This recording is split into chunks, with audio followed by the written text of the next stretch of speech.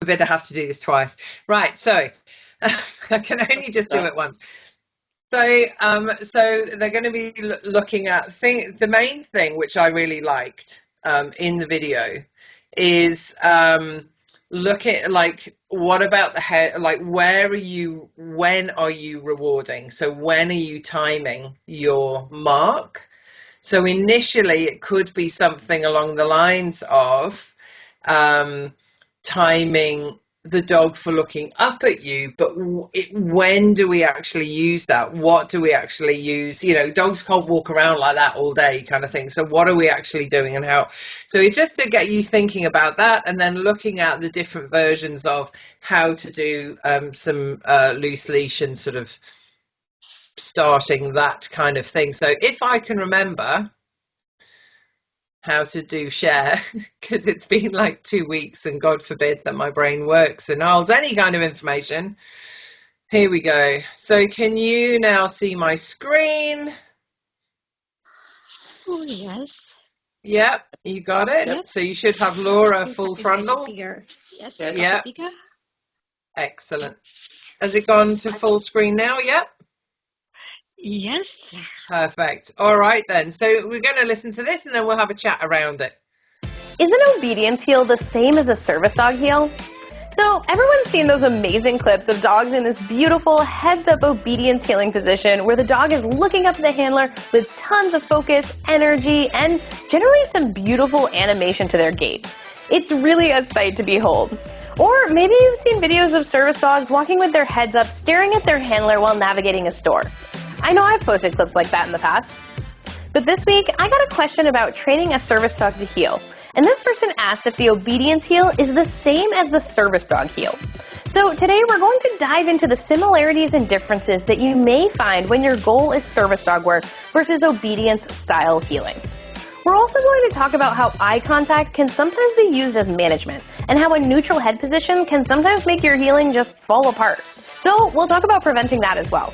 This person also asked if I do box work or pivoting work with service dogs as part of my heeling training. So I'm going to cover that too, as well as give you some resources that you can use to teach your dog to walk with you in heel position. Lots to talk about today, so let's get started. Hi, I'm Laura from Doggy U, and I'm a certified guide dog trainer, service dog trainer, and trick trainer. And today we're going to be talking about the service dog heel. When we're talking about training a service dog, we're going to be training each individual dog to meet the handler's needs. And one of the needs most people have is to have a dog that can stick by them while they move about their daily lives. So generally, we want to teach our service dog to stay in a nice heel position while we're working with them out in public.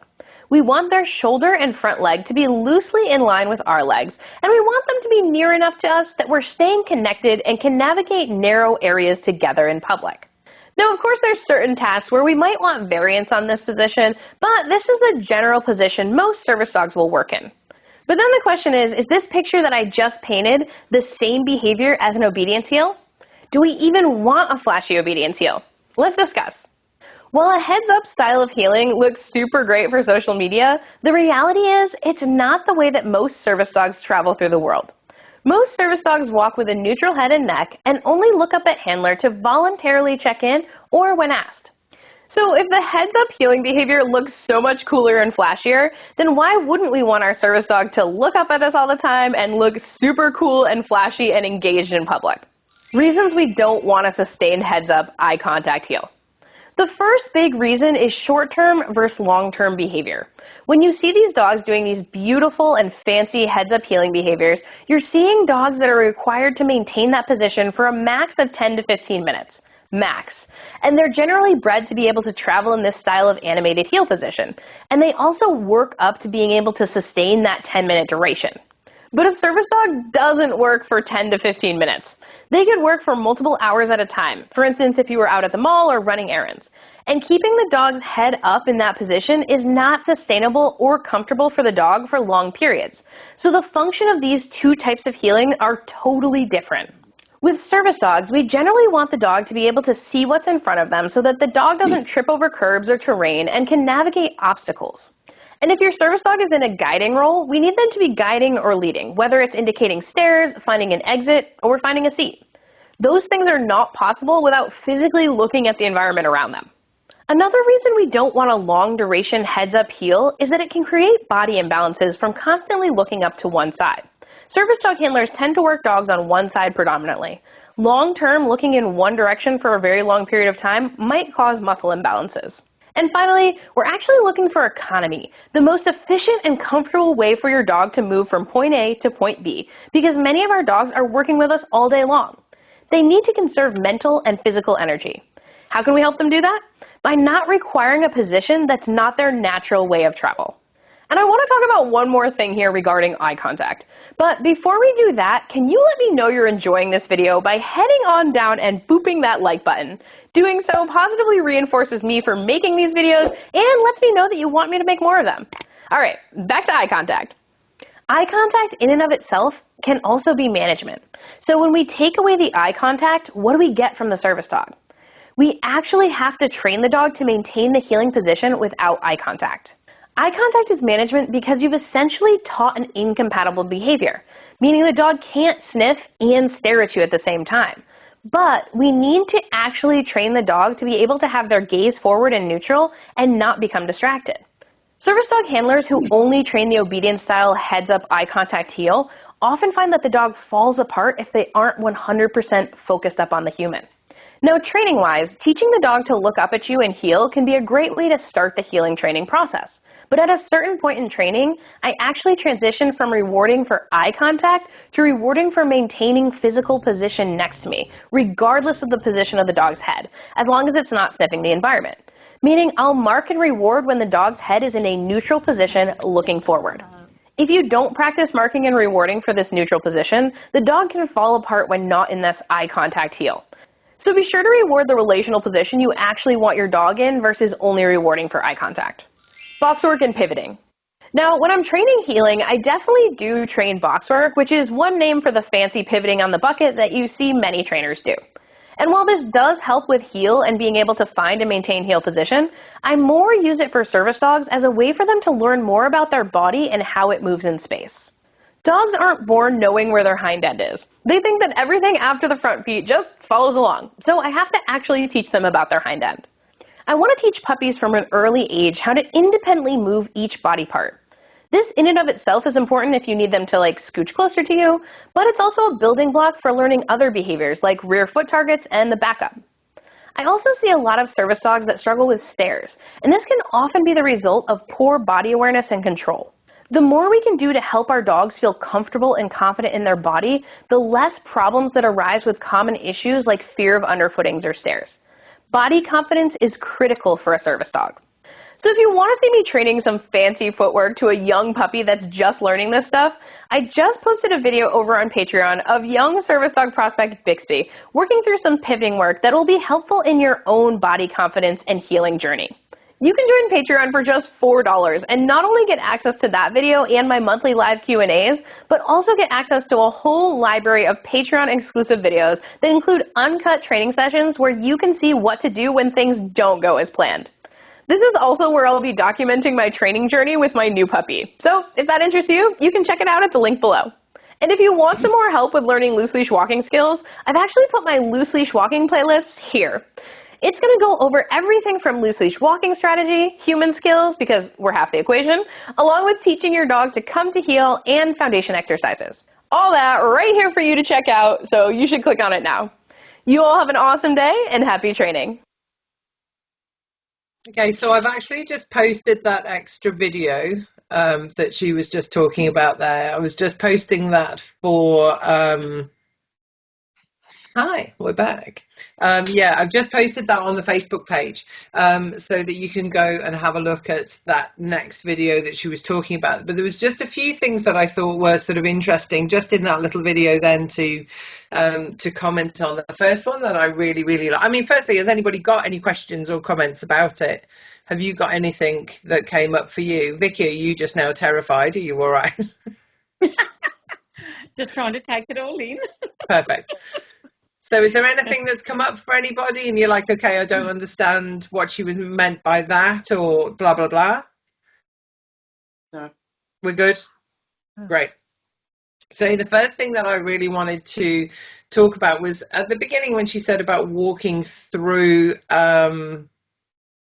quiet spaces, no, narrow spaces. She was on a pontoon. So I call it tram track walking. That's because I'm from England where trams are. But like train track walking. So as they were walking on the pontoon, that was happening. So they went around a person. So you've got the person and the dog just knows that that's where it needs to be. And it's just doing that kind of, wasn't getting closer, wasn't going away if she went that way. As they turned, that just happened. And I think that is so vital for our clients. And it's a really kind of not really talked about thing where our clients need to know, especially if they've got any pain in their upper body or whatever, they need to know that if they're going to turn, the dog's just going to come with them because they just know what they're doing.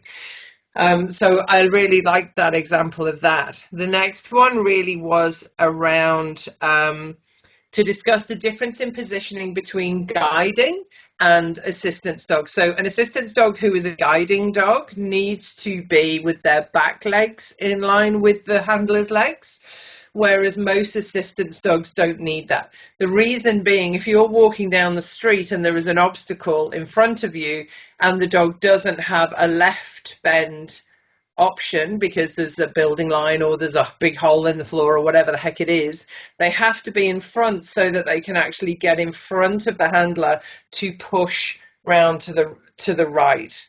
So generally the guide dog is on the left, the handler is therefore on the dog's right, so they have to be in front so they physically can move and have space to bend in front of the handler then feels on the handle, feels that handle turning, and they then follow the dog that way. So that's tram track, but it's actually being led by the dog as opposed to the tram track that we use, which is being led by the handler, but the same is still true.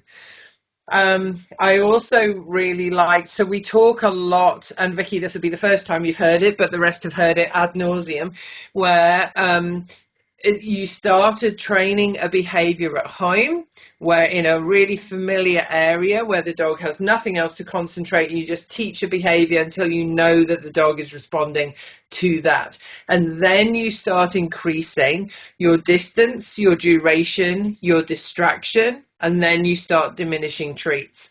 So one of the things that I liked on there, she was in the gallery. Do you see all the pictures of the dogs that were up on the wall? I loved it. And so she was in the gallery, but what I noticed about it was that the dog was just doing a behavior that had been trained previously. There was very few distractions around. She's just upped the environment. So that could look like you going at, 8:30 in the morning before, or whatever, 8 o'clock in the morning, just as Coles is opening or something, and just working around. Like I've got one or two shops in my head where the actual kind of small shopping centre is open and you can walk through, but the shops aren't yet open, so you've got very few people. So that would be a great area to go and train if you're doing heel work, or even if you're doing the touch or the middle or around the world or whatever it is that you're teaching. You could even take, like she had just a little bucket that the dog was standing on, a little sort of baseboard. You can use a rolled yoga mat or a slice of yoga mat that you put on the side. So you can use something like that so it's light. You can use Kmart actually sell those stepping stones in the kids section. They're not very much at all, and you can just cut one off and just you're just taking that with you, and you can go to those quieter areas. That can be your next area. So you've done in the house, you've done in the back garden, you've done in the front yard, you've done on the street outside. The next one might be going back to an indoor area, but going to somewhere like that is nice and calm and quiet and hasn't got a lot of people around, and you're just going back to do the same behavior. So the dog knows that wherever you ask that behavior, that's what it needs to do. So it's exactly the same as we teach just going to sleep. You know, wherever I go, if I'm sitting down on a chair, just go to sleep. If I'm having dinner at the table at home, it's exactly the same going to sleep behavior as being at Dome or wherever else. Sounds like I never did anything but go to Dome, actually, when I was, maybe I didn't do anything other than going to Dome. But but yeah, when you're going out for dinner or whatever the heck it is, you know, you just know that your dog is ready to be in that environment, and that ultimately, if you just ignore it for a few minutes, it goes, okay, fine, I've checked out the world, now I just go to sleep. So it's about increasing those, and I just thought that was a really nice example on that video of a quiet area, and the dog was quite obviously going, cool, we're playing this game, and the dog doesn't know that it's heel work. The dog just knows that, you know, actually with that particular person in that particular moment, if they look up at them and walk next to them, which is the game they've played loads before, then they get some biscuits, and that's quite a jolly thing. We've mentioned about stairs before, and Laura mentioned it on there as well, around getting body confidence. So you can do, like she was doing the reverse onto a mat, you can practice that at home, and then you can reverse so that, like, it's first step up with back legs, first step up onto the stairs. You can use stairs as really fun things, and moving walkways and all of that kind of thing.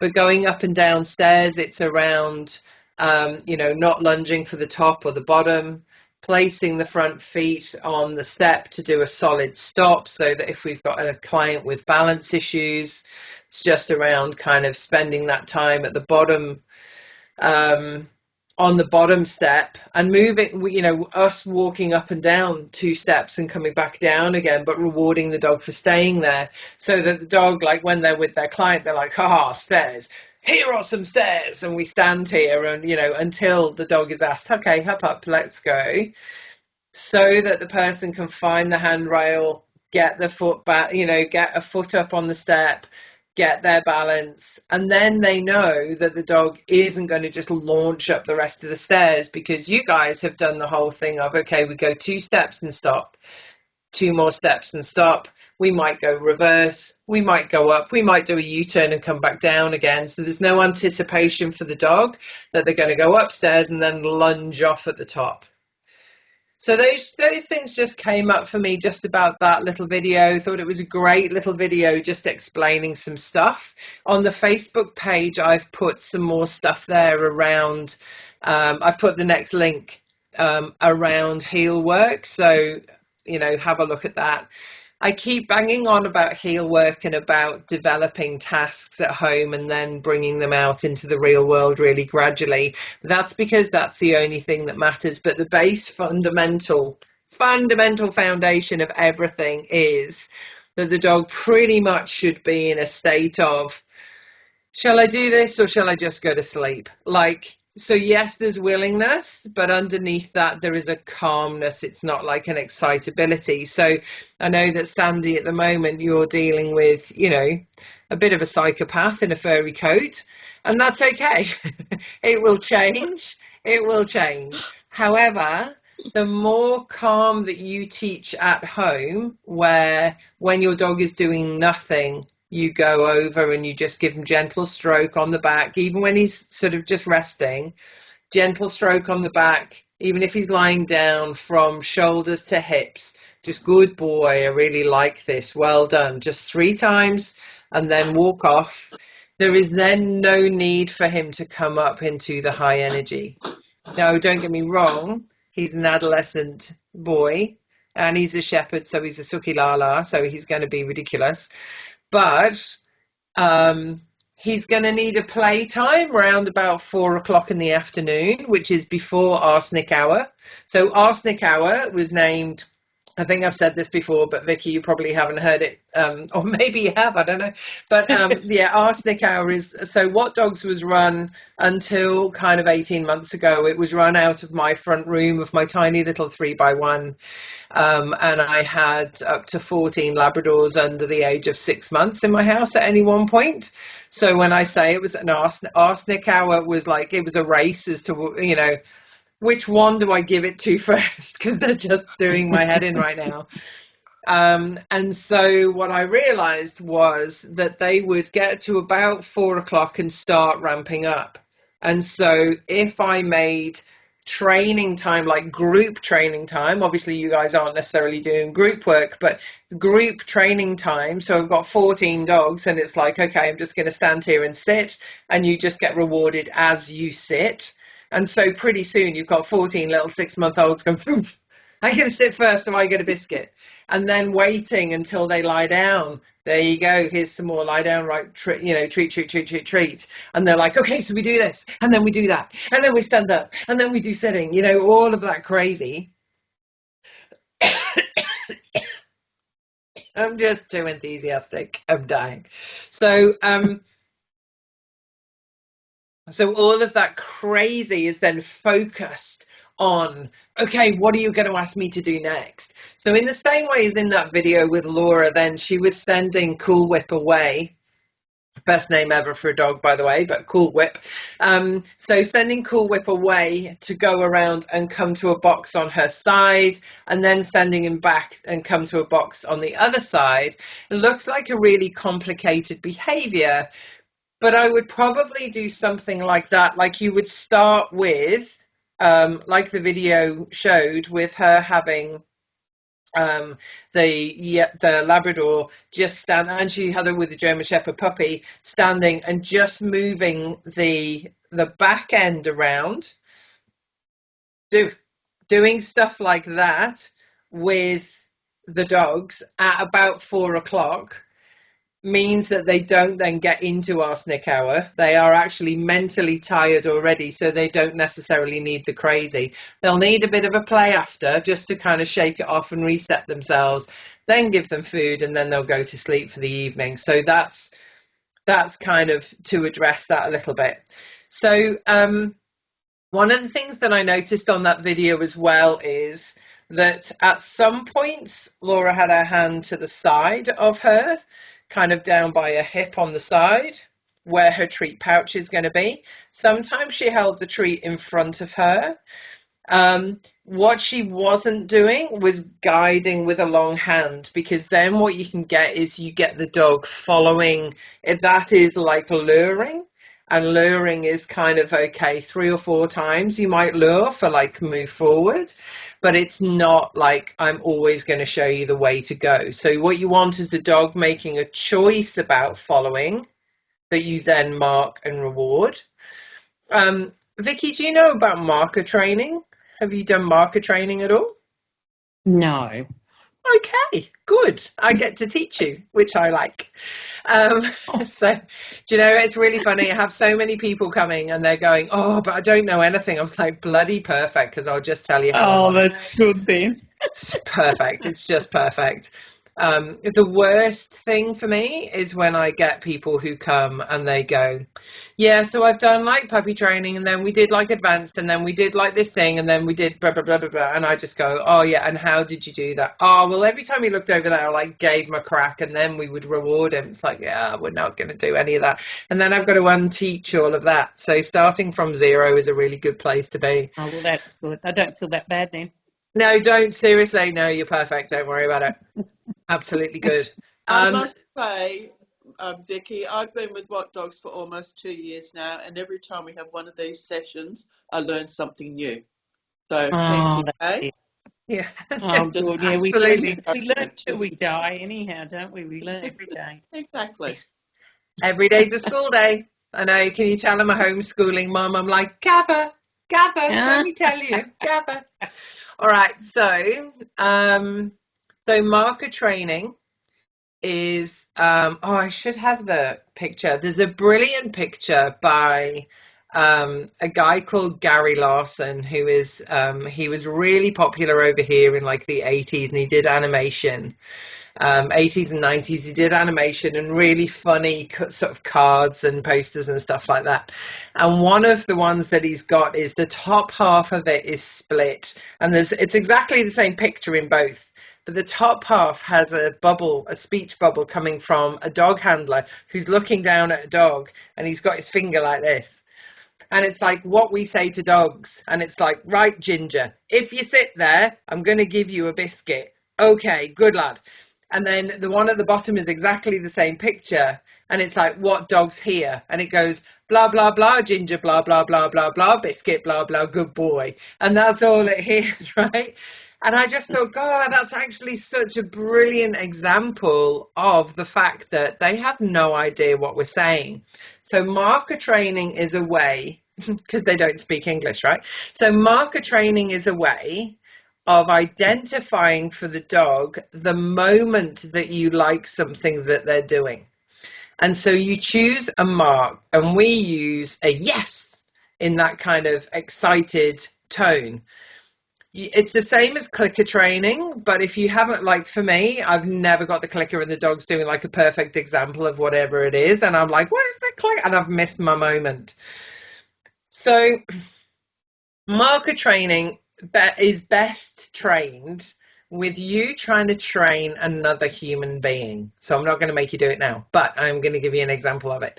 So what that would be is having a word with your daughter tomorrow when you go on your long walk, Vicky, and going, all right, she was waffling on about this thing last night and I've got no idea, but we're going to have a go, right?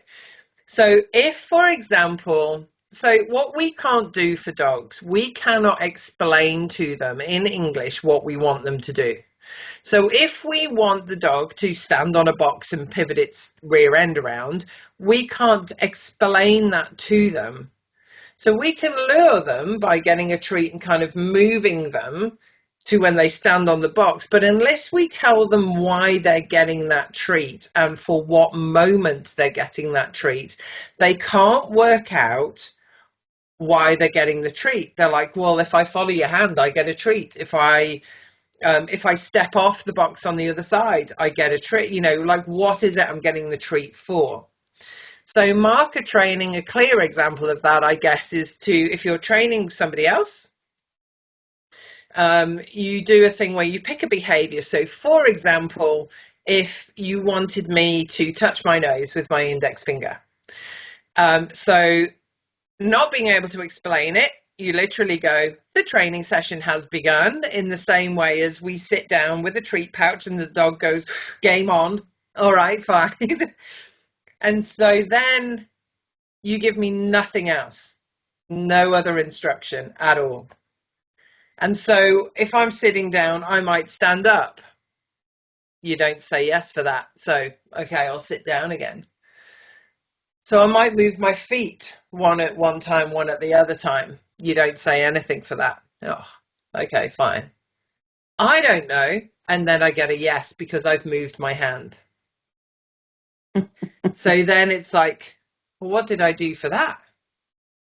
I don't know what I did. Yes. Oh, hang on a minute. Test it. Yes. Okay, it's about moving my hands. So then I might move one hand, get nothing for that. Yes. Okay. So if that gets a yes, what do you want me to do with this? So I might reach forwards and I'll get nothing. Oh, and I'll get a yes because I've moved my hand back towards my body. So very quickly what you get is yes, yes, yes. Oh, it's about something here. Yes. Oh, it's about something on my phone. I don't know. What about this? Yes. And so that's how you link together. So it's called chaining and linking. So you link together behaviors. So what that actually looks like for the German Shepherd in the picture would be you lure him with the treat. So when you're luring with the treat, the dog's nose isn't here. What you do is you lure. As the dog steps forward, you go yes and give the treat. So it's about just generally following the direction of your hand. So as the dog comes forward, you're going to have set it up so that that box is against the wall and your body is the other side. So the dog has no choice but to stand up on the box. As they take a step up, you just go yes and give a biscuit. Yeah, you can even throw biscuit away so that they go and find it and then they come back, you lure again. Yes, great. So it's for taking that step up onto the box. So that's the beginning behavior. And then literally it's just a case of you would just move slightly around so that the dog kind of turns to where the treat's going. As they move their back legs, you say yes, and pretty soon they're going on a pivot. So doing something like that for arsenic hour, Sandy, just before that kind of the psychosis hits, will be really good and will mean that he's going to get a chill. You're going to get a chill evening from him. Vicky does quite a few things on the Facebook page around marker training, and you can look at, there's a company, if you've got a pen and paper, there's a company called Kiko Pup, Kiko Pup. Yeah. Yeah. Just let me have a little. Yep. So Kikopup, Kiko Pup. I was looking to send it to you then, but then I couldn't find them. That is marker training, absolutely, on speed. It is astounding. Doggy U that you've just seen, Dogggy, and then U for university. Definitely, I recommend going on that Patreon. Like she said, it's like $4, and that's US, so I think it's like $3 Australian. If you want to go on there, there's loads of videos. Just go through and watch them. There's masses of service dog videos on there. As a rule of thumb and as a base point, service dog is an American terminology. It's assistance dog generally in Australia. I think like Integra over in New South Wales, they actually use the term service dogs, but generally it's assistance dog in Australia, and certainly the WA Dog Act and the Federal Disability Discrimination Act refer to assistance animals. The reason they say animals is because somebody has a Wero, somebody else has a blue macaw, and somebody else has a boa constrictor. I didn't train any of them. It's nothing to do with me. Oh, and somebody else has a cat now. Somebody has a trained cat that sits on their shoulders, and I can't remember what it does. But for me, every animal, and God knows how you get a boa constrictor to do it, but every animal still needs to pass a public access test. For me, if you come like within 20 meters of me with a boa constrictor, I'm going to give it a pat test. That's fine. It's passed. That's fine. Just keep it away from me. You can go wherever you like with it, sunshine, but not, but yeah, so I'm not, how you get a boa constrictor to do sit down wait, I've got no idea, but that's entirely up to them. Oh, and somebody else is training a miniature horse at the moment as well, which I think is quite groovy. So the reason that they are really good, that the miniature horses are really good, is because you can train them as easily as training a Labrador, but they live 3 times longer. So their working life is so much better. But Australia is so weird about animals in public spaces anyway. Like, they've only just got used to a Labrador lying down under your table while you're having your Chinese takeout. Like, never mind, you're having a blooming, small horse next to you or something. So anyway, right, I have waffled around in circles again. So are we clearer on... There's going to be quite a bit of research, Vicky, I'm not going to lie, just, self-research of Doggy U and Kiko Pup, and going back through the Facebook page to see all the different videos and different things that we're recommending. Another one that's really good is Ellie's Golden Life. That's a Facebook page. Ellie as in Ellie. Ellie's Golden Life. They are really good. There's 2 golden retrievers, Ellie and Emma. And the guy does therapy dog work, but actually his dogs are a really high standard. So although the tricks might be different, whereas his are, take a really great selfie with somebody and, come up and pose and smile. So that would be a trick. Our tricks are, seizure alert or blood sugar or deep tissue pressure, but they're still tricks.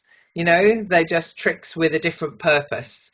And so Ellie's Golden Life, they do really good little, this is how I taught my dog under, this is how I keep my dog safe in public, which is the under, this is how I taught the dog to open the fridge, or to, you know, whatever it is. Like, he's just a really great, kind, calm trainer, and he uses marker training as well. So all of those things are just really, really good to kind of look at. And